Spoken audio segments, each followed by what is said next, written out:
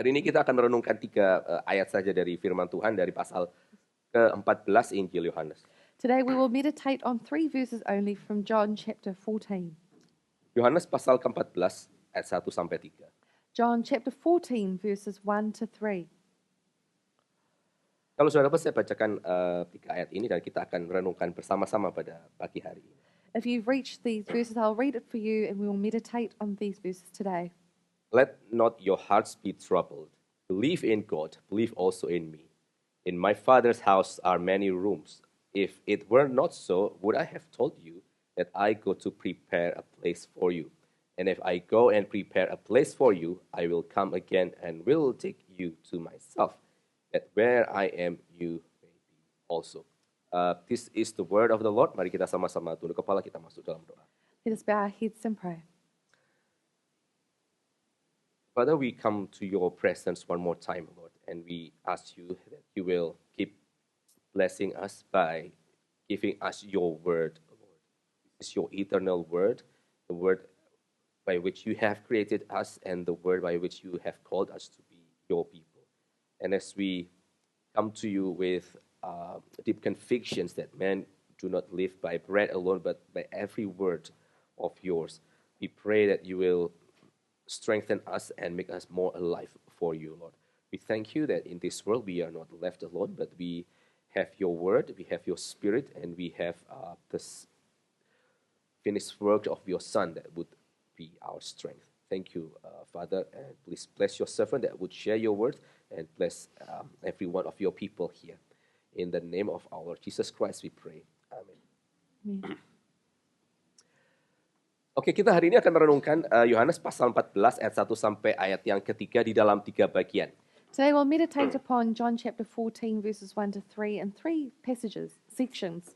Dan each section itu akan bicara tentang masing-masing ayat. Each section will speak about one of the verses.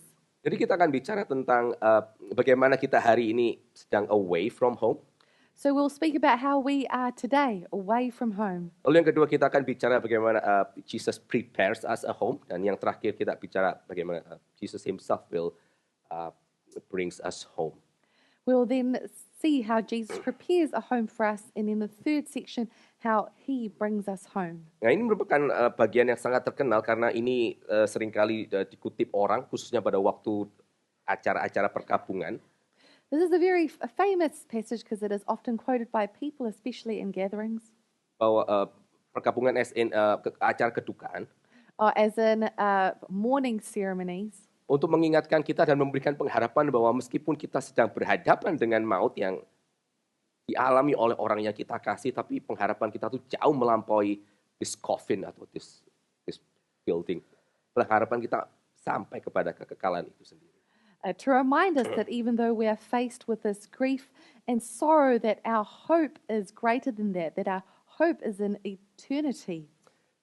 Mari kita sekarang melihat ayat yang pertama sekali lagi untuk poin kita yang pertama. So let us look at our first verse again for our first point. Let not your hearts be troubled. Believe in God, believe also in me. Janganlah gelisah hatimu, percayalah kepada Allah, percayalah juga kepadaku.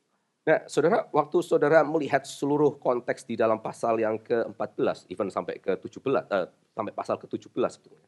So if you look at the context of chapters 14 and even to chapter 17, ini merupakan pasal yang disebut sebagai farewell discourse karena setelah ini Tuhan Yesus dia akan naik ke atas kayu salib lalu akan kembali kepada Bapanya. This is a farewell discourse because after this Jesus is going to ascend and return to his Father. Sehingga pada waktu kita melihat bersama-sama apa yang dikatakan Tuhan Yesus dalam ayat yang pertama, let not your hearts be troubled. So we see what Jesus says here, let not your hearts be troubled. Kita bisa mengerti bagian ini, saudara, di dalam satu asumsi bahwa ya living in this world itu berarti we face a lot of trouble and difficulties. We can have the assumption that living in this world brings a lot of trouble and difficulties. Karena apa? Karena seperti yang poin pertama yang kita mau renungkan, kita sekarang ini betul-betul sedang away from home. Why? Because in this first verse we've just read, we are away from home. Kalau saudara melihat apa sih yang terjadi ketika orang itu away from home, Maka saudara bisa sekilas melihat apa yang Tuhan Yesus katakan di dalam pasal yang ke-13.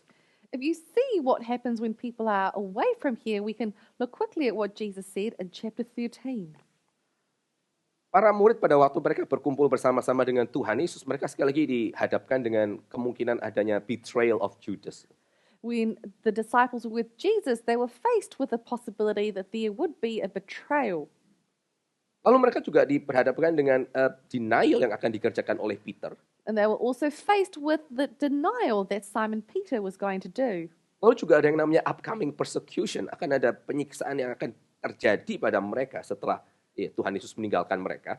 There was also going to be upcoming persecution when Jesus leaves them. Dan surely ada the absence of the Lord. Kalau saya lihat pasal yang ke-13. And there was going to be the absence of the Lord if you look at chapter 13. Karena apa? Karena we are away from home. Karena kita belum ada di rumah. Because we are away from home. Ada sesuatu yang betul-betul salah ya, dan juga betul-betul twisted about this sinful world. There is truly something so twisted and broken about this sinful world. Sehingga meskipun Tuhan Yesus dia sudah datang dan dia sudah mengajar dan dia sudah menyembuhkan, kita masih terus bisa melihat ada yang namanya kejahatan dan juga masih ada yang namanya sinfulness di dalam diri kita masing-masing. So even though Jesus has come and taught and healed, we see that there is still so much brokenness and evil within ourselves. Masih terus ada yang namanya rejections of the gospel. There is still the rejection of the gospel. Kalau saudara lihat, apa yang dikatakan oleh orang-orang yang non-believers tentang Tuhan Yesus yang mati di atas kayu salib, itu saudara bisa baca betapa mereka itu betul-betul ridicule gitu. The idea that God can bisa datang kepada manusia lalu kemudian dia mati telanjang di atas kayu salib. Itu betul satu hal yang sangat bisa diridicule orang sampai hari ini. If you look at what non-Christians write about the death of Christ, you'll see that they truly mock and ridicule the idea that a Savior would come and die upon the cross like that. Even though Tuhan Yesus sudah datang dan dia sudah berkarya, and yet sampai hari ini kita masih terus melihat ada itu rejections of the gospel. Even though Jesus Christ has come and done his works, you see that there is still the rejection of the gospel today. Masih juga ada yang namanya indwelling sins dalam hati setiap orang percaya. There is also still indwelling sin in the hearts of every believer. Once in a while kita masih terus akan mendengar orang-orang yang akhirnya mereka mengakhiri pelayanan dengan jatuh ke dalam dosa yang sangat-sangat besar dan sangat-sangat memalukan. Once in a while, you will see someone give up their ministry because they have been caught in some great sin. Apalagi waktu saudara melihat dunia secara general ya, kita menemukan bahwa yang namanya planet bumi itu semakin lama semakin inhabitable. If you look at our world, you also see that our planet is becoming increasingly uninhabitable. Kalau saudara melihat berita di internet beberapa mungkin minggu bulan yang lalu, maka sekarang ada yang namanya microplastics, kalau saudara tahu. If you look at the news, you hear a lot about microplastics a few months ago. Orang katanya kita tidak bisa lagi sembarangan minum air di dalam botol dan seterusnya karena mungkin ada partikel-partikel plastik yang sangat-sangat kecil yang itu mungkin kita masih bisa makan dan itu terserap oleh tubuh kita. And the articles are saying that we can't drink water freely anymore because there are these small microplastic particles that can become stuck in our bodies if we drink it. Saya beberapa minggu yang kemarin ikutin satu orang yang so-called katanya dia pakar kesehatan khususnya di dalam glucose. A few weeks ago, I began to follow this person who said that they are an expert on glucose management. Dan dia mengatakan bahwa seiring dunia itu berjalan, maka yang namanya buah-buahan yang kita terima sekarang itu sudah melewati proses, I don't know what, like engineering. And this person said that throughout time, the fruits we have today have undergone what they call engineering. Katanya mungkin puluhan tahun yang lalu apel itu mungkin nggak sebesar yang sekarang. Yang namanya jeruk itu juga tidak semanis dan tidak sebesar hari ini. A few decades ago, apples might not be the size they are today, and oranges the same way might not be as large or as sweet. Tapi kita menikmati apa yang kita lihat hari ini itu karena sudah ada yang namanya engineering sehingga kita punya buah yang berbeda total dengan buah-buah yang mungkin 100 tahun yang lalu meskipun namanya sama, apel dan seterusnya. But what we enjoy today is completely different to what we had 100 years ago because of engineering, even though the fruits might have the same name. Nah, waktu saudara melihat hal-hal seperti ini, waktu saudara melihat this world is so broken and twisted, even hati kita sendiri juga twisted. So when you see that our world is so broken and twisted, and even our own hearts are so twisted, Even murid-murid Tuhan Yesus mereka akan menyangkal dia dan sebagian akan menjual dia. even with Jesus' disciples, some of them would betray him and some of them would leave him. Maka pertanyaannya apa sih sebetulnya yang dunia kita ini butuhkan? So the question is, what does our world need? Kita mengakui bahwa kita away from home. We understand we are away from home. Maka hal yang kita perlukan di dalam dunia ini untuk melihat satu renewal yang betul-betul total dan radikal adalah ketika Tuhan itu berdiam di dalam dunia ini dengan intensity yang paling puncak. Dia akan membereskan segala sesuatunya. So what we need is the dwelling of the Lord in its peak intensity in this world, and that is the only thing that can make things right. Itulah kenapa Rasul Yohanes mengatakan, "Come Lord Jesus," waktu dia selesai menulis surat buku kitab Wahyu. Dan dia melihat seluruh penderitaan gereja dan orang-orang percaya dan bagaimana dunia semakin lama semakin rusak. Come Lord Jesus, karena dia longing for the greater indwelling of the Lord di dalam dunia ini. And that is why the Apostle John ends the letter of Revelation with the words, "Come, Lord Jesus," as he looks at all of the brokenness and persecution of the church and the world falling apart because he longs for the greater indwelling of God in that place. Waktu Tuhan Yesus melayani dalam dunia ini selama 3,5 tahun, dia menyembuhkan orang sakit, dia membuat orang buta melihat, dan dia memberitakan kabar baik. When Jesus was on earth for 3.5 years, he healed people, he gave sight to the blind, and he caused the lame to walk, and all these miracles. Tapi dia tidak kerjakan itu untuk semua orang. But he didn't do it for every single person. Dan itu semua baru akan terjadi ketika dia datang kembali dan membuat his dwelling here on earth. This can only happen the second time when he comes and makes this earth his dwelling place. Dengan kata lain, saudara, apa yang kita harapkan sekarang, kita di dalam dunia sangat-sangat twisted dan broken ini, kita mengharapkan ada yang namanya the new Garden of Eden kembali. In other words, what we are hoping for in this twisted and broken planet is a new Garden of Eden.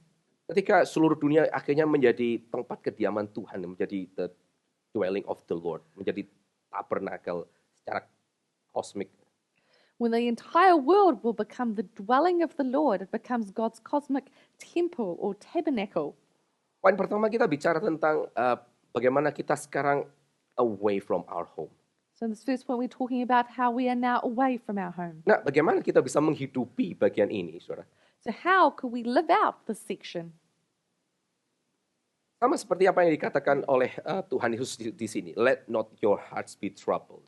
Same as what Jesus is saying here.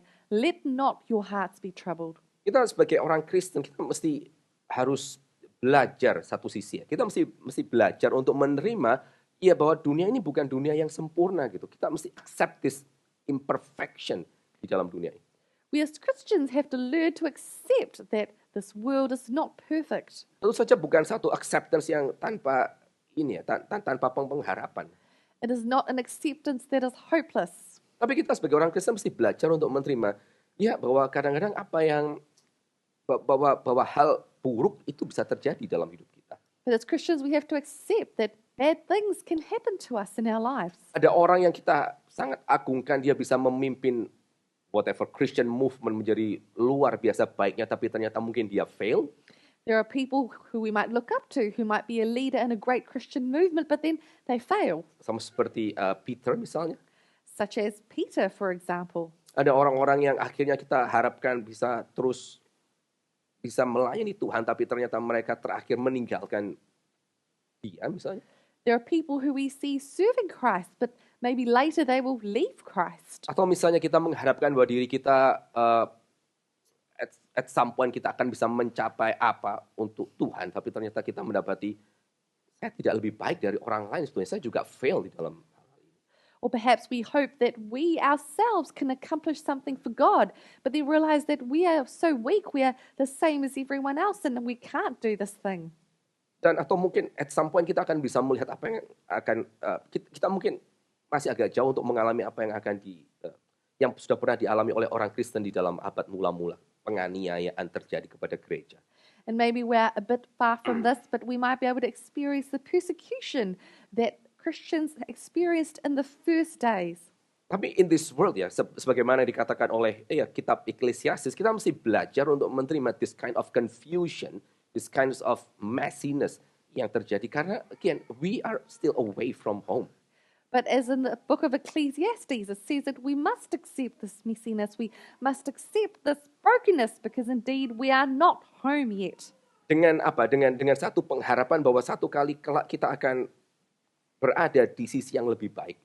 We have to accept it with a hope that one day we will be on a better side. Saudara, kalau saudara melihat apa yang dihidupi oleh orang-orang di dalam perjanjian lama ya, ketika mereka ada di dalam pembuangan, ketika mereka physically betul-betul jauh dari rumah seperti Daniel atau Nehemia. If you look in the Old Testament, when the people of God were physically away from home in exile, such as Daniel or Nehemiah, Yang menarik adalah meskipun mereka itu ada di dalam satu kondisi, buat mereka pribadi, satu kondisi di mana mereka ada di dalam istana raja dan melayani Nebukadnezar dan juga Artaxerxes. what is interesting is even though they might be physically in a different place, serving Nebuchadnezzar or Artaxerxes, Mereka tidak membiarkan hati mereka itu senantiasa, mereka tidak membiarkan hati mereka itu at rest dengan kondisi hari itu dalam hidup mereka. they did not allow their hearts to be at rest with their current situation. Interesting ya, meskipun mereka ada di dalam istana raja dan mereka punya akses kepada lot of luxuries dan akses kepada power yang sangat tinggi, raja itu sendiri, Daniel yang melayani Nebukadnezar maupun Nehemia yang seorang juru minuman, mereka masih mengharapkan untuk kembali ke Yerusalem. So it is very interesting that even though these people had access to the many luxuries of the palace and also to the powerful king himself, we see that Daniel, who is serving Nebuchadnezzar, and also Nehemiah, who was a cupbearer, still had a deep longing for their home. Mereka berusaha untuk melayani sebaik mungkin di dalam istana mereka, di dalam tempat mereka, tapi sambil hati mereka tidak ada di situ. They attempted to serve the best that they could in the palace, but their hearts were not there. Demikian juga sekali lagi ketika Tuhan Yesus bicara, let not your hearts be troubled, dia assume memang kita still away from home. In the same way, when Jesus says, let not your hearts be troubled, he is assuming that we are away from home. Kita mesti belajar terima bahwa apa yang kita hadapi dalam dunia ini itu a lot of struggle and a lot of tears and juga a lot of disappointment and regret and so on and so forth. We have to accept that our lives on earth will be filled with many tears, many disappointments and regrets and difficulties. Tapi kalimat berikutnya, But the next phrase, believe in God, believe also in me. Itu sekali lagi mau mengingatkan kepada kita bahwa kita memang tidak menaruh hati kita di dalam dunia ini. Kita punya pengharapan yang lebih besar meskipun kita sedang away from home. believe in God, believe also in me, reminds us that our hope is not in this world. Our hope is in something greater than this world. Saya saudara, saya beberapa waktu ini saya banyak lihat-lihat sejarah Israel yang modern. I recently have been looking at the history of modern day Israel. Dan saya pikir apa yang terjadi dengan Israel yang modern hari ini itu juga reflektif kira-kira ya, to some extent dengan poin kita yang pertama ini. And I think what the modern day Israelites are going through is a similar point to what we are seeing here. Israel itu orang-orang Yahudi itu mereka sudah betul-betul dikeluarkan dari tanah mereka waktu tahun 70 Bait Allah itu hancur. The Jews were truly exiled from their land in AD 70. Lalu dari tahun AD 70 sampai tahun 1948, selama sekian ribu tahun tuh, hampir 2000 tahun, mereka tuh berkeliaran, mereka tuh terpencar di Eropa dan di tempat-tempat lain. And from AD 70 to 1948, they were truly scattered all throughout Europe and in different places. Dan kemanapun orang Yahudi itu pergi, mereka senantiasa dibully, even oleh orang Kristen sendiri. And wherever the Jews went, they were bullied, even by Christians. Lalu sampai akhirnya selesai Perang Dunia Pertama lalu dinasti Ottoman itu hancur. And it was only after the First World War when the Ottoman Empire fell. Dan lalu pemerintah Inggris membagi wilayah yang pernah dikuasai Ottoman termasuk tanah Israel itu. And the British Empire divided the Ottoman lands, including the land of Israel. Maka orang-orang Yahudi yang mereka sudah melihat Perang Dunia Pertama dan seterusnya, mereka mulai pikir, ini kalau kita tidak punya tanah sendiri, sampai kapanpun kita akan dianggap sebagai orang yang tidak layak hidup seperti manusia. Kita harus punya rumah sendiri. The Jewish people who had witnessed the First World War and all of these things, they began to think, we must have our own land, we must have our own home so that we can live like human beings. Tanpa kita punya tanah sendiri, kita akan senantiasa dikejar dan kita akan senantiasa dibunuh. Sudah mulai menjelang Perang Dunia Kedua. Without us having our own land and our own home, we will continue to be chased around. Lalu akhirnya mereka mulai lihat beberapa possibility di mana mereka bisa memulai negara Yahudi sendiri. So that they began to look at a few possibilities as to how they could begin the Jewish state. Interesting, saudara, ada beberapa tempat yang diusulkan waktu itu, termasuk kayak Uganda sama Tasmania. Interestingly, there were a few places that were suggested, such as Uganda and Tasmania. Tapi karena semua orang bilang, no, our homeland is where our ancestors lived, mereka putuskan untuk pergi ke tanah Palestina, Israel itu, untuk mereka akhirnya diami. Dan hari itu PBB kasih tanah untuk mereka. But because the Jewish people said, no, we want to go back to our ancestral lands, that is then why they wanted to live in the Palestine Jewish state and they were granted those lands. And yet sampai hari ini, saudara masih bisa lihat ya, mereka kelihatan punya tanah.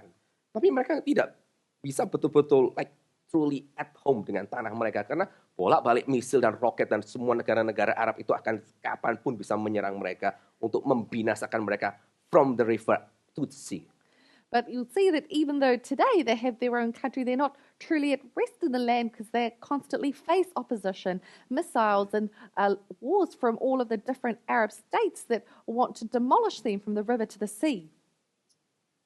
Let not your hearts be troubled, but believe in God, believe also in me. In this world, kita away from home. Tapi kita punya pengharapan di dalam Allah dan di dalam Yesus Kristus.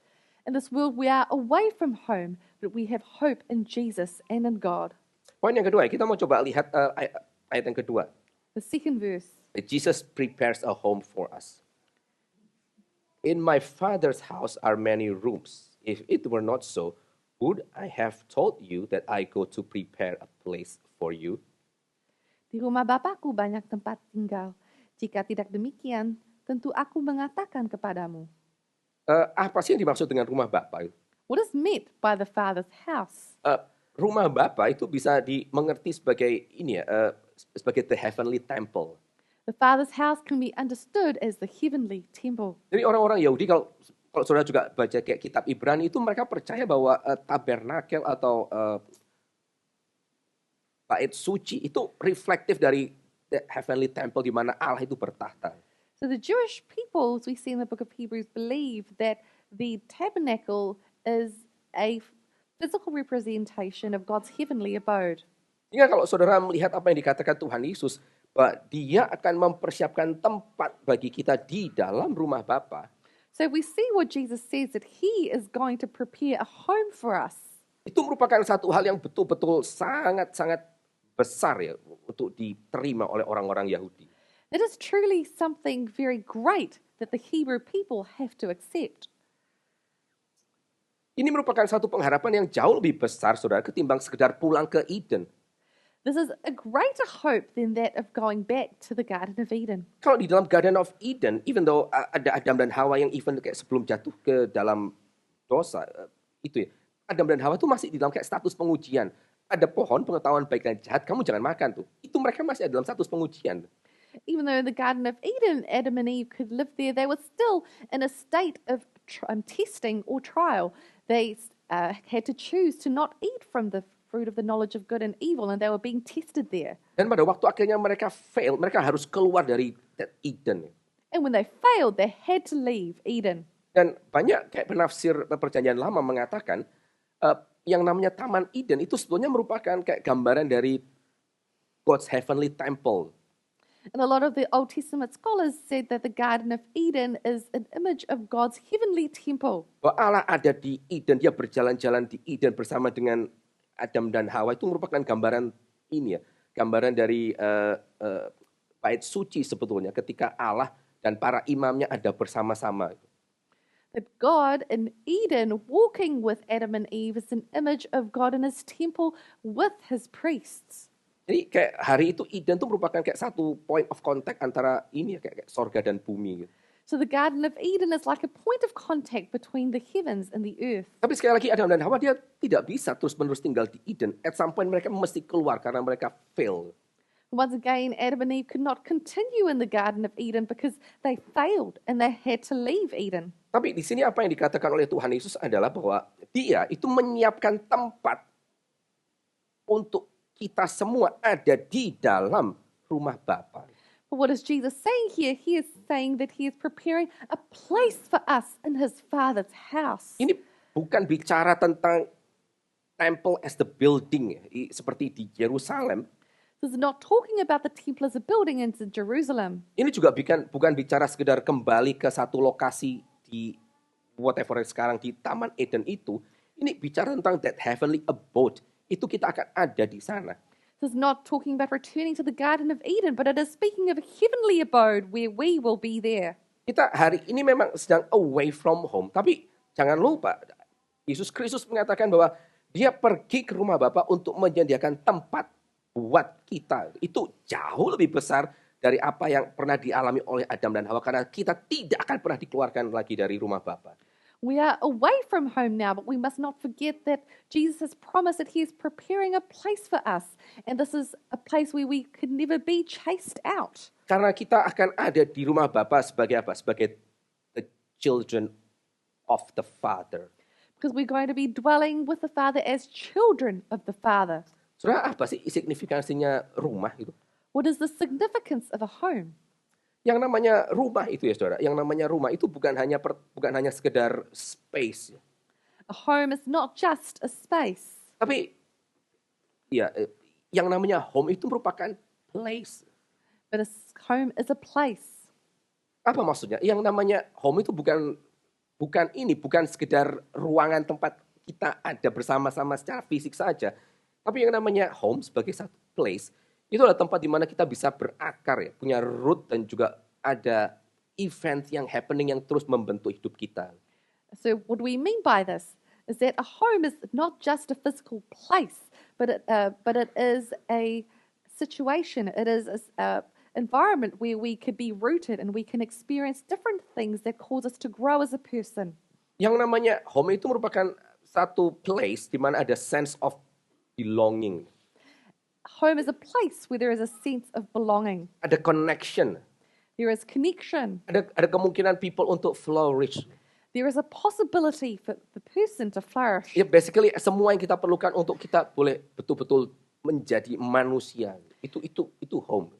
It is basically what we need to become a human being. That is home. Tahun 2017 ada satu majalah yang namanya The Guardian ya.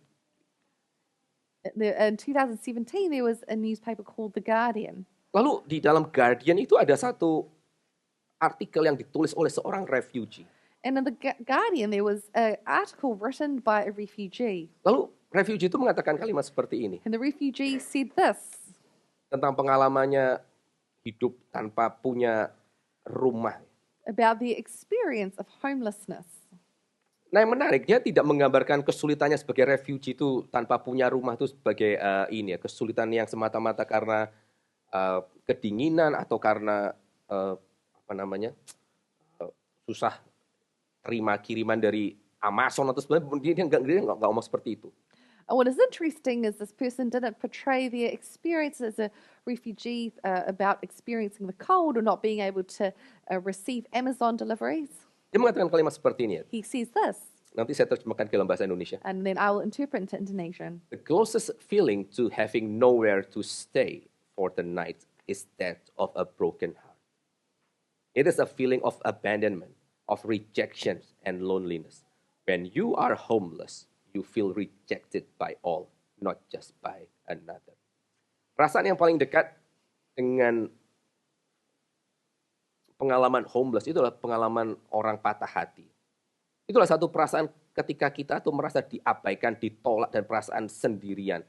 Ketika engkau homeless, engkau merasa bahwa engkau ditolak bukan hanya oleh satu orang, tapi engkau ditolak oleh semua orang. Itu homelessness. Interestingly ya saudara, Jonathan Edwards itu pernah tulis satu khotbah yang berjudul Heaven is a World of Love. Interestingly, brothers and sisters, Jonathan Edwards once wrote a sermon called Heaven is a World of Love. Jadi buat Jonathan Edwards, dia seorang pengkhotbah yang sangat besar. Dia mengatakan bahwa yang namanya sorga itu, esensinya itu adalah apa? Adalah tempat di mana yang namanya cinta itu bisa flourish. So Jonathan Edwards, this great theologian, says that heaven is a place where love can flourish. Sehingga orang yang ini ya saudara, orang yang punya pengalaman, punya rumah, bukan sekedar bangunannya, tapi betul-betul events of loving itu terjadi. Itu mereka betul-betul mencicipi yang namanya perasaan pengalaman sorgawi. So people who have a home, not just a house as a building, they're in fact having a heavenly experience. Nah, pada waktu Tuhan Yesus sekali lagi, dia mengatakan bahwa di dalam rumah Bapakku ada banyak tempat tinggal, dan dia mempersiapkan tempat bagi kita ke sana. When the Lord Jesus says that in my Father's house there are many rooms and I am preparing a place for you there. Itu sekali lagi dia mau mengatakan kepada kita bahwa ada satu pengharapan yang teguh untuk kita. He's wanting to say to us that we have a firm hope. Ada satu tempat yang kita akan sebut sebagai rumah di mana kita akan fully dicintai oleh Sang Bapa itu sendiri. There is a home for us where we will be fully loved by the Father. Tidak akan ada yang namanya rejection. There will not be rejection. Juga tidak perlu kita berpura-pura kepada Bapa karena dia mengasihi kita apa adanya. We do not need to be fake before the Father because He loves us as we are. Dan pada waktu rumah Bapa itu kelak kita akan diami, And when we are in our Father's house, maka Alkitab mengatakan tidak akan ada lagi yang namanya air mata. Semuanya akan persis ada di dalam tempatnya masing-masing. Akan ada yang namanya shalom. the Bible says that there will be no more tears. Everything will be just the way it's meant to be. There will be shalom. Dan itu yang Yesus Kristus itu janjikan. And that is what Christ is promising. Dia mengatakan sekali lagi bahwa dia pergi ke rumah Bapa untuk menyiapkan tempat bagi kita. Once again, He says that He is going to His Father's house to prepare a room for us. Bagaimana caranya dia menyiapkan tempat bagi kita? How is He preparing a room for us? Ada dua kemungkinan kalau sudah baca seluruh Injil Yohanes. There are two possibilities if you read the whole of the Gospel of John. Yesus Kristus mempersiapkan tempat bagi kita di rumah Bapa itu. Di dalam pengertian dia naik ke surga, ascension. Jesus preparing a home for us through His ascension. Seperti yang dikatakan di dalam Injil ketika dia bicara kepada Maria. Aku akan naik kepada Bapakku dan juga kepada Bapamu. Dia mempersiapkan tempat buat kita di sana.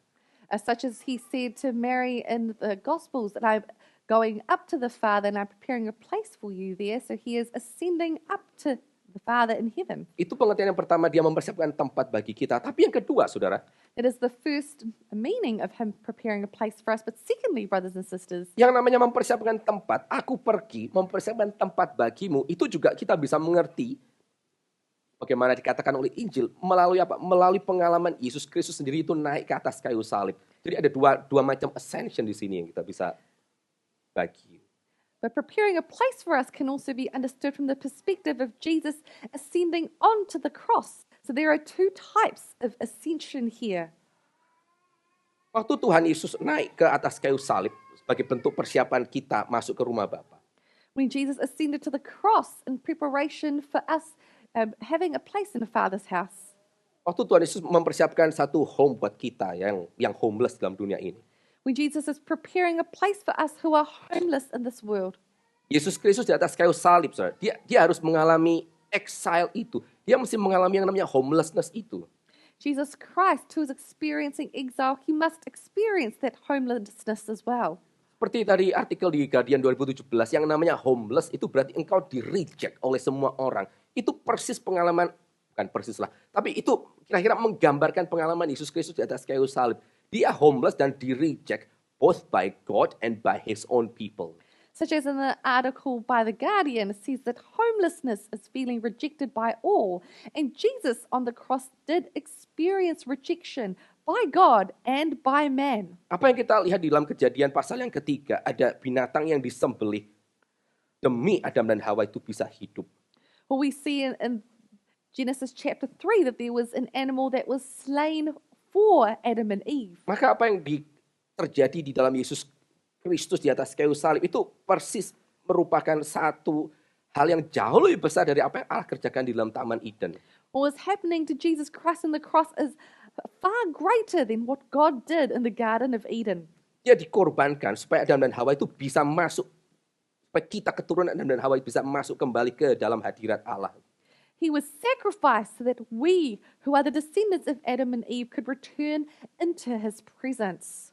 Dan bukan kebetulan Yesus Kristus pada waktu mati di atas kayu salib itu waktu hari Passover.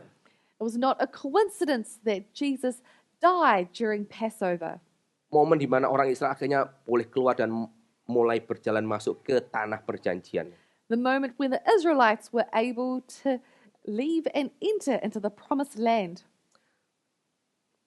Kita di dalam dunia ini, dunia sudah jatuh ke dalam dosa, kita homeless.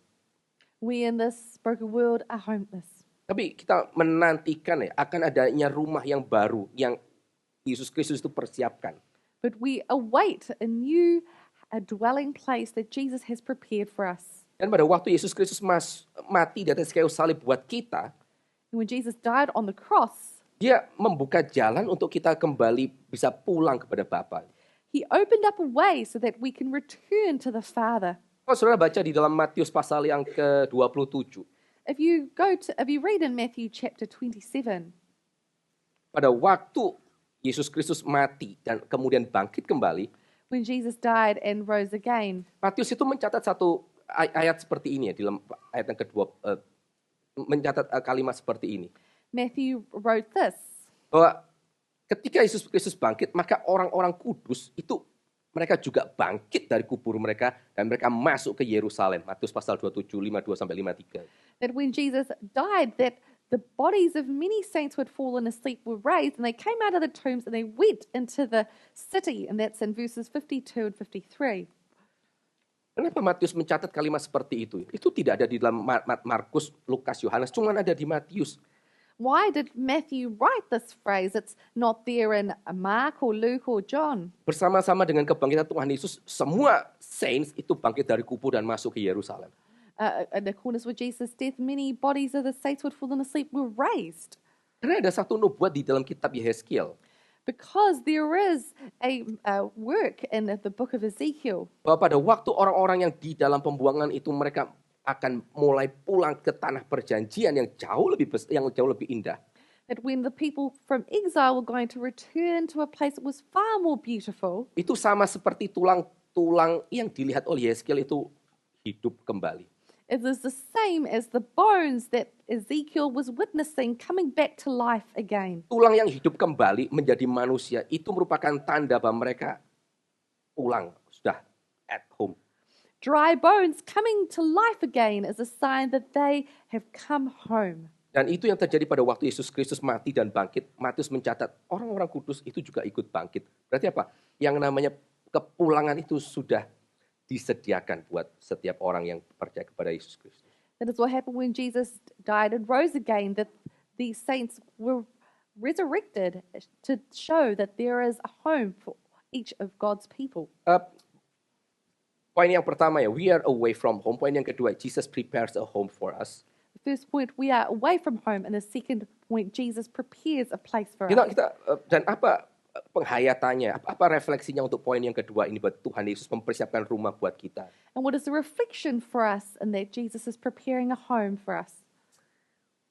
Saudara, ada beberapa hal yang kita bisa pikirkan di sini. There are a few things that we can think about here. Yang namanya daily Christian walk itu merupakan satu hal yang penting. Kalau kita menyadari bahwa setiap harinya itu kita berjalan lebih dekat kepada rumah Bapa. The daily Christian walk becomes a very important thing if we realize that every day we are walking closer to home. Setiap hal yang kita kerjakan, setiap hal yang setiap kesempatan untuk kita boleh bertumbuh itu bukan merupakan satu hal yang taken for granted. Everything that we do is not something taken for granted. Karena kita semakin hari, setiap detik bahkan, itu kita semakin berjalan menuju kepada our home. Because day to day, second by second, we are heading towards our eternal home. Jadi kita tidak seharusnya menjadi orang-orang Kristen yang kemudian kita ignorant ya terhadap apa yang Tuhan itu sediakan untuk membuat kita hidup semakin mengenal Dia dan semakin menyerupai Yesus Kristus. So we shouldn't be ignorant towards what God has provided for us to know Him more and to become more like His image. Saudara, kita itu didesain dan kita punya destiny untuk kita tinggal di dalam rumah Bapa. We are designed, we have a destiny to dwell in the Lord's house. Dan pada waktu kita menikmati rumah Bapa, itu berarti kita akan hidup sebagaimana selayaknya anak-anak Bapa. And if we are enjoying being in the Lord's house, we're going to live like children of God. Dan semakin kita bertumbuh menyerupai anak-anak Bapa, semakin kita bertumbuh menyerupai Kristus, di sana kita semakin bisa menikmati relasi dengan Bapa kita. And the more that we grow as children of God and grow into the likeness of Christ, the more that we can enjoy our relationship with the Father. Daily Christian walk itu precious. The daily Christian walk is precious. Yang kedua, saudara, refleksi yang kedua, yang namanya doa itu juga merupakan satu hal yang penting. Secondly, prayer is also important. Yang namanya doa itu merupakan satu exercise of homecoming. Prayer is an exercise of homecoming. Karena setiap kali orang itu bergumul di dalam doa, setiap kali orang itu datang kepada Bapa di dalam doa, mereka sedang mencicipi pengalaman surgawi, mereka bersekutu bersama-sama dengan Sang Empunya rumah di mana mereka akan tinggal.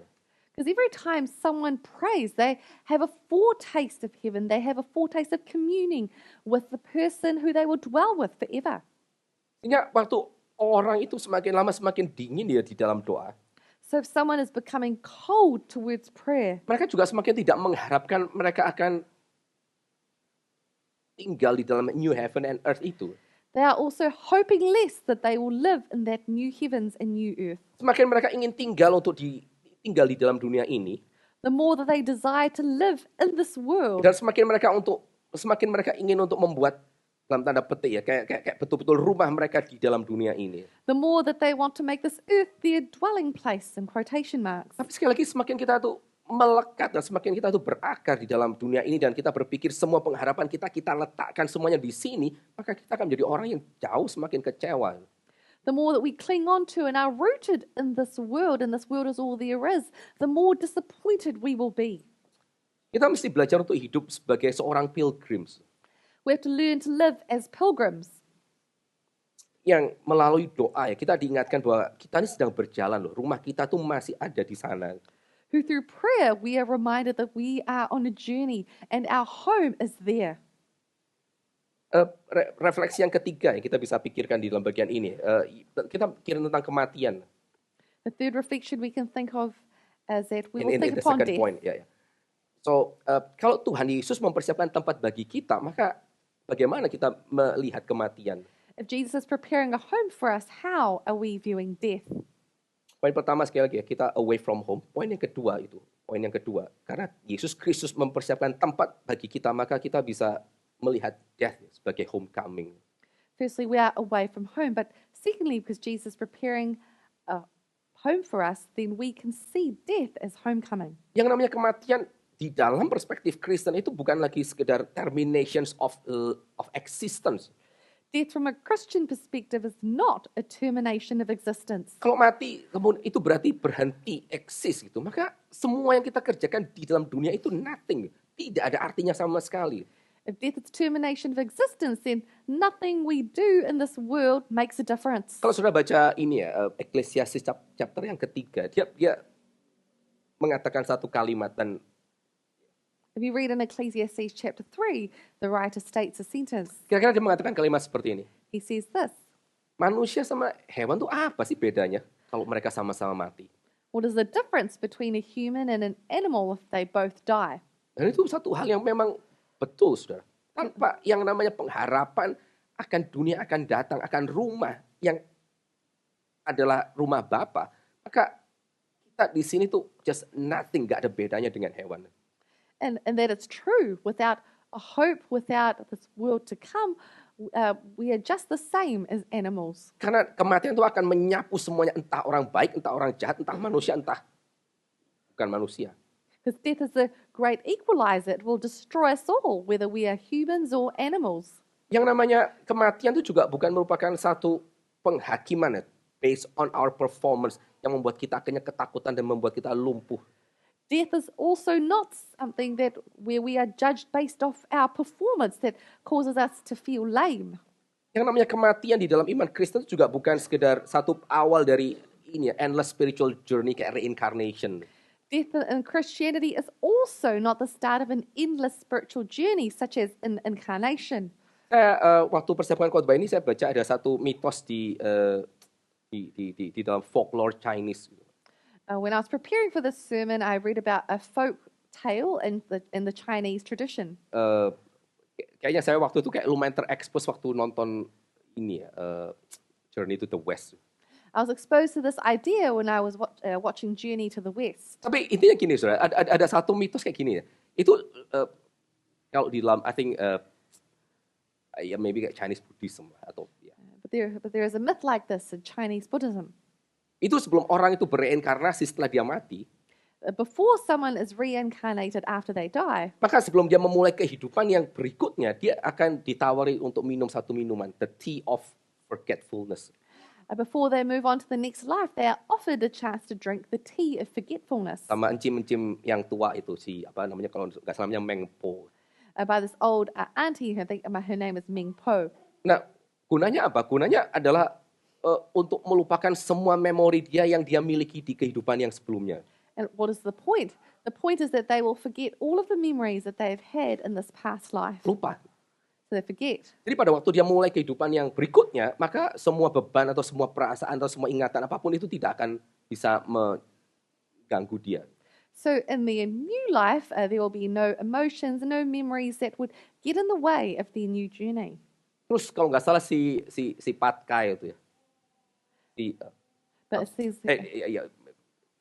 terus ada satu orang itu yang karena dia begitu cintanya kepada satu orang yang lain, there was a person who, because of their great love for another, dia mengatakan nanti kalau aku mati dan aku ditawarin dengan tea of forgetfulness itu, this person said, if I die and I'm offered the tea of forgetfulness, kali-kali aku tidak akan minum, penting aku akan pergi ke kehidupan yang berikutnya sambil terus ingat kamu. I will not drink it because I want to enter into my next life still remembering you. Dan biar aku menderita karenanya. And let me suffer because of my karma.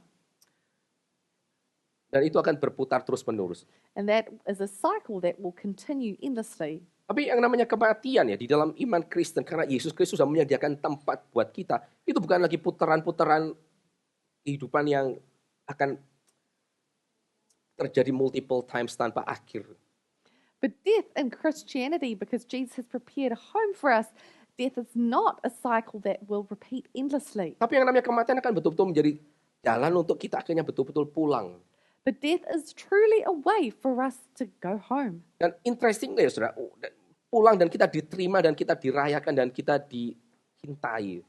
And interestingly, it is a home to a place where we will be celebrated and loved. Dan waktu kita di dalam dunia ini kita bertumbuh makin mengasihi Tuhan, And when in this world we grow to love God more,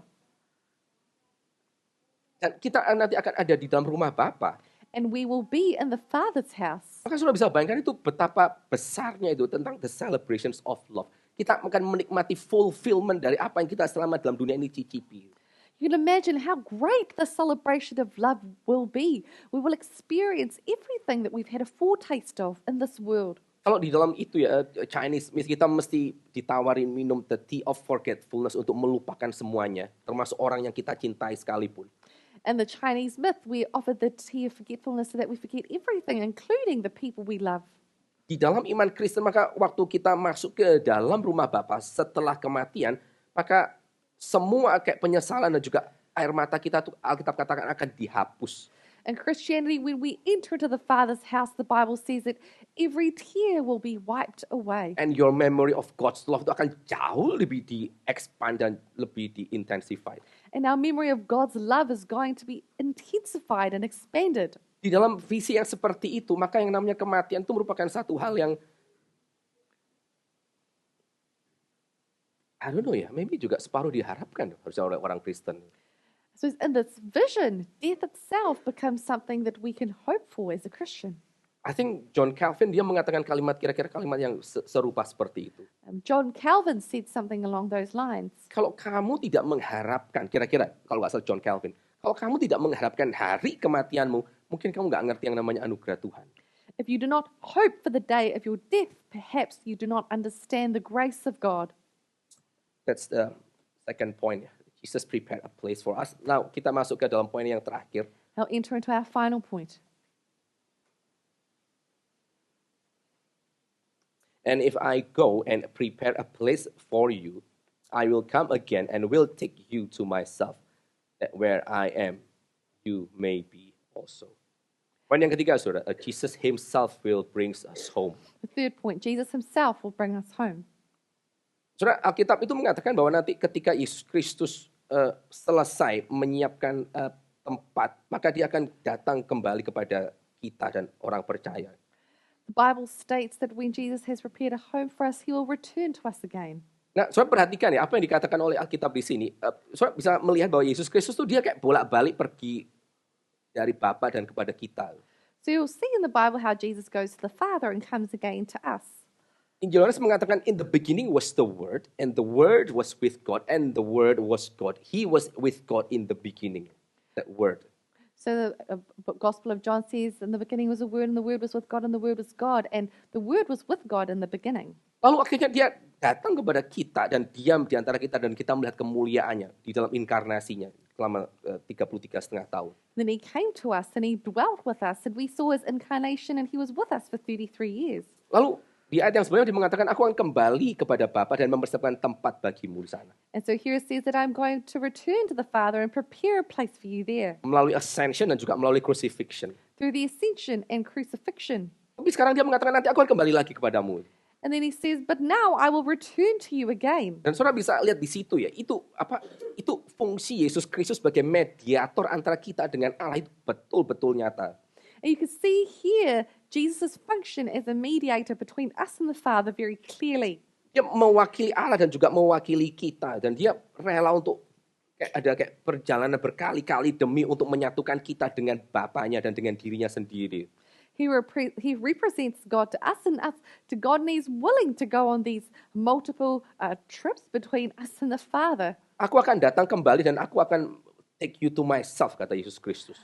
I'll return to you and take you to myself. Yesus Kristus itu bukan tanpa umat yang dia tebus, saudara. Jesus is not without the people who he redeemed. Dan dia menyiapkan tempat buat mereka, itu bukan cuma buat the perfect disciples, karena no one is. And him preparing a place for us is not just preparing a place for the perfect disciples, because none of us are perfect. Kalau saudara lihat pasal yang ke-13, bagaimana Yesus Kristus itu selesai mempredik penyangkalan Peter. Lalu kemudian pasal 14 dia mengatakan mempersiapkan tempat buat mereka. If you look at chapter 13, where Jesus talks about Peter's betrayal, and then he speaks about preparing a place for us. Maka itu including apa? Dia prepare tempat di rumah Bapanya, juga termasuk untuk Peter yang akan menyangkal dia. Means he is preparing a place in heaven for Peter also, who betrayed him. Dan dia akan datang sendiri dan dia akan take Peter with himself. And he will come himself and take Peter with him. Jesus is not with his people. In the disappointing people, Jesus is not without them. Jesus is not without his people, even his disappointing ones. Jadi kita sebagai orang Kristen ya saudara, kita juga mesti belajar untuk belajar untuk menerima dan juga mengasihi kelemahan gereja Tuhan. So we as Christians must also learn to love the weaknesses and failures of the church. Kalau Yesus Kristus tuh dia rela pergi dan pulang ke rumah dari Bapa kepada kita dan tidak rela untuk tinggal sendirian tanpa orang yang mengecewakan ini, maka kita sebagai orang Kristen kita juga mesti belajar untuk punya hati kayak seperti Yesus Kristus. If Jesus is willing to go back and forth from heaven to earth so that he would not be without disappointing people like us, then we must learn to also have a heart like Jesus. Untuk kita juga belajar mengasihi gereja dan juga mengasihi kelemahan orang-orang yang Tuhan tuh percayakan ada di sekitar kita. for us to also love the church and love the people around us who God has entrusted to us. Dan hal yang lain yang kita bisa pelajari dari Injil ini, saudara, waktu kita baca misalnya kayak Peter akhirnya diprediksi untuk menyangkal Tuhan Yesus, itu the genuine Christian reflection should be, jangan-jangan gue juga Peter. And the other thing that we can learn from this reflection about Peter and his betrayal is that we might be Peter ourselves. Dan pada waktu kita belajar untuk mengasihi kelemahan orang lain, kita juga mesti tahu, orang lain juga belajar mengasihi saya loh ya, saya juga penuh dengan kelemahan. And when we are learning to love other people's weaknesses, we must also think that people are also learning to love us because we too are weak. Pada waktu Tuhan Yesus mengatakan bahwa aku akan datang kembali and take you to myself, itu sekali lagi menunjukkan bahwa Yesus bukan tanpa, is never without his people. When Jesus says, I will come again and will take you to myself, it is showing that he is never without his people. Tapi juga yang berikutnya, saudara, in a way, Jesus is our destiny, But in a way, destination. Jesus is our final destiny also. Aku kembali ke rumah Bapa mempersiapkan tempat bagimu. I'm returning to the Father's house and preparing a place for you. Dia sebagai sang anak, dia juga adalah termasuk pemilik rumah bersama dengan bapaknya. Him as the Son of God, he is also owner of the house. Lalu dia mengatakan, aku akan kembali and take you to myself. And he said that I will return and take you to myself. Kemana? Ya bersama-sama dengan Yesus Kristus di rumah Bapa. Where? Well, together with Jesus in his Father's house. Jadi in a way, Yesus Kristus juga merupakan our final destination bersama dengan Bapanya. So in a way, Jesus is also our final destination with the Father. Jadi tidak heran akhirnya di dalam nanti ayat yang ke-6 Tuhan Yesus bisa mengatakan I am the way. So it is not unusual that then in verse 6 Jesus says, I am the way. No one can come to the Father except through me. No. Tidak ada satupun yang bisa datang kepada Bapa tanpa melalui aku. Karena apa? Karena dia yang datang daripada Bapa, dia kembali persiapkan tempat dan dia akan kembali lagi untuk take us with him. Cuman dia satu-satunya jalan. Karena untuk menuju ke rumah Bapa tidak cukup itu dipersiapkan saja. Tapi dia sendiri yang harus akhirnya take us with himself. Why? Because it is not enough that he prepares a place for us. He must also come back for us and take us there with him. Sehingga akhirnya kita akan mendapati bahwa kalau kita, sekali lagi ya, bisa bersama-sama dengan Sang Bapa sebagai anak-anaknya, That is why if we can be together with the Father as his children, itu adalah karena di dalam rumah Bapa itu ada Sang Anak yang sejati. Ada the real and ultimate Son, the ontological Son. that is because there is the real and ontological Son. Without that Son prepares the place for us in His Father's house, kita tidak akan pernah punya tempat di sana.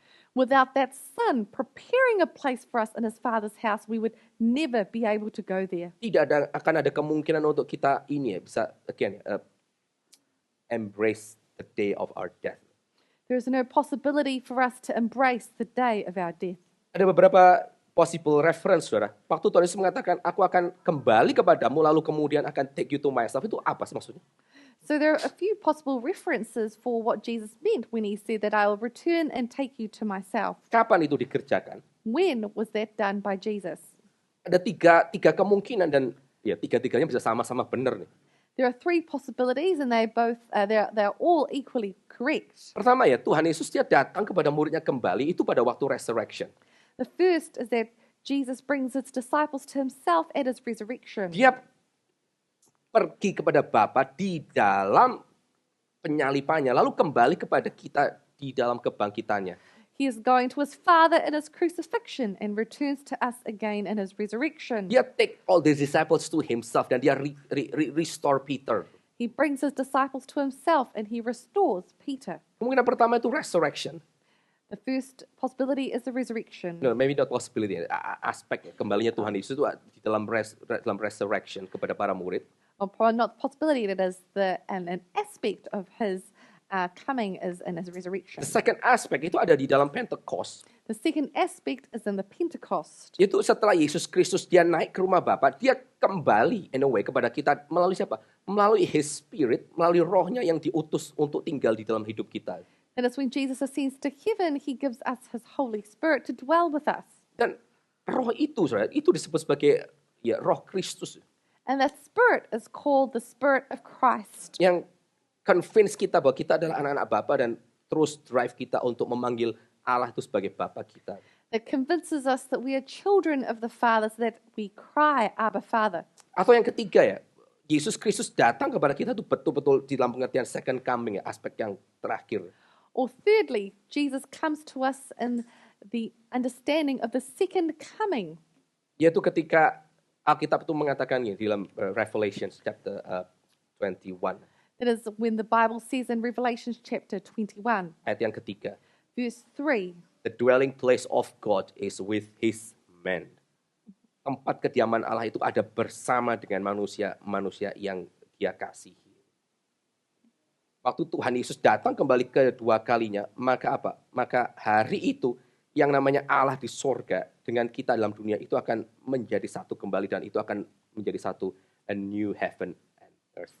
when Jesus comes a second time, the Father who is in heaven and us here on earth will be truly unified in the new heavens and the new earth. Some reflections buat kita untuk poin yang ketiga. Some reflections for us in this third point. Yang hidup Kristen, saudara, hidup Kristen itulah a life of hope. The Christian life is a life of hope Karena kita tahu bahwa kita tuh dimiliki oleh Yesus Kristus. because we know that we are owned by Jesus Christ. Kalau saudara lihat just sekilas ayat 1 sampai ayat 3, kita bisa ngelihat betapa Yesus Kristus tuh dia tidak ada kemungkinan untuk dia meninggalkan umatnya. If we look at verses 1 to 3 quickly, we see that there is no possibility that Jesus would ever leave his people. Dan pengharapan bahwa kita itu akan ada bersama-sama dengan Bapa dan bersama-sama dengan Yesus Kristus sendiri, itu should mengarahkan mata hati kita itu menuju kepada pengharapan tersebut. And the hope that we will be with Christ and with Father ought to redirect the gaze of our hope. Christian life itu a future-oriented life. The Christian life is a future-oriented life. Karena di dalam kekristenan kita diajak untuk melihat bahwa kesulitan hari ini itu bukan segala-galanya. Because in Christianity, we are invited to see that our struggles today are not all there is. Akan ada kediaman Allah ya, the dwelling place of God yang akan datang dan akan kita nikmati di dalam dunia ini karena Yesus Kristus akan datang kembali. That there is a dwelling place of God that will come to this earth because Jesus Christ will be there. Dan waktu kita menikmati itu kedatangan Yesus Kristus yang kedua, maka itu akan menjadi satu hal yang tidak akan pernah berhenti untuk senantiasa kita rayakan. Akan ada unending joy and celebrations. And when Jesus comes again, there will be never-ending joy and celebrations. Ini yang dikatakan oleh John Newton di This himnya. is what John Newton says in his hymn. Waktu kita sudah berada di sana, waktu kita sudah berada di dalam langit dan bumi yang baru, selama 10.000 tahun, maka kita akan terus menyanyikan anugerah Tuhan sama seperti hari pertama kita menerima anugerah itu. When we've been there 10,000 years, bright shining as the sun, we've no less days to sing God's praise than when we'd first begun. Kita hari ini belajar ini, saudara, 3 poin dari 3 ayat ini. Today we've learned 3 different points from these verses. In this life, we are away from home. In this life, we are away from home. Jesus prepares a home for us and Jesus himself will take us home. Poin kedua dan poin yang ketiga. That's the second and third point. Dan pada waktu kita bisa menghayati poin ini, saudara bisa melihat sekali lagi betapa pentingnya yang namanya gereja Tuhan. When we look at these verses, look at these points, we can meditate upon the importance of the Church of God. Bahwa yang namanya gereja itu merupakan satu kelompok orang yang dipanggil yang sedang berjalan bersama-sama menuju ke rumah Bapa. The church is a testimony of God's people who are all walking towards their eternal home. Dan sebagai orang yang dipanggil bersama-sama berjalan untuk menyambut langit dan bumi yang baru, kita juga dipanggil untuk bersaksi dan memberitahu orang pengharapan tersebut. And as people who have been called to journey to the new heavens and earth, we are also called to be a witness of that to those around us. Untuk memberitahu kepada orang bahwa tanpa Yesus Kristus, there is no way home. To tell others that without Jesus, there is no way home. Bahwa Yesus Kristus adalah satu-satunya jalan kebenaran dan hidup. That Jesus is the only way, the truth, and the life. Dan setelah saudara dengerin, I don't know, maybe John's Gospel secara keseluruhan, khususnya juga untuk bagian ini. And after you listen to John's gospel, including this part, saudara bertanya kepada diri saudara sendiri, like, are you walking home? ask yourself, are you walking home? Are you walking home kepada rumah Bapa? Are you walking home towards the Father's house? Apakah saudara punya jaminan ketika saudara akan menghadapi kematian saudara? Do you have a guarantee when you are facing your death? Or if you do, and saudara bisa tanya pertanyaan lebih lanjut, like, do you love God's people? And if you do, you can ask yourself the question, do you love God's people? God's people like Peter, even maybe like Judas, yang kita nggak tahu, like until the very end, like do you still love them? Do you love the people such as even Peter or Judas? You might not know till the very end, but do you love them? Biarlah ini menjadi satu pertanyaan yang hopefully keep disturbing you, and I think it's a holy disturbance in your life, but I truly hope that you will truly find that in Jesus Christ you have a true home with the Father. Mari kita sama-sama berdoa lagi. Let's bow our heads and pray. Father, we thank you for this brief morning, Lord. We thank you for your word. Thank you that in this world of troubles, of turbulence, we still have a hope, Lord. The hope that one day this sinful and fallen world, twisted and ruined as it may be, shall be restored to a new heaven and earth, Lord, with you yourself within that beautiful world, to extend your love and to extend your joy to every one of us who is owned by your Son, Lord. We thank you for such a great grace by which you have sent your Son to be our Redeemer, to be our mediator, Lord. We thank you for such a great love that you have shown by giving your own Son for us to die on the cross, to experience that kind of exile, so that we, people who are unworthy of that sacrifice, might be welcomed to your own home. We thank you for such beautiful grace, Lord, and we pray that we will grow to be more, to have more sensitivity and to have more obedience, so that we in this life we might foretaste the beauty and the joy of walking with you. Thank you, Father. In the precious name of our Lord Jesus Christ, we pray.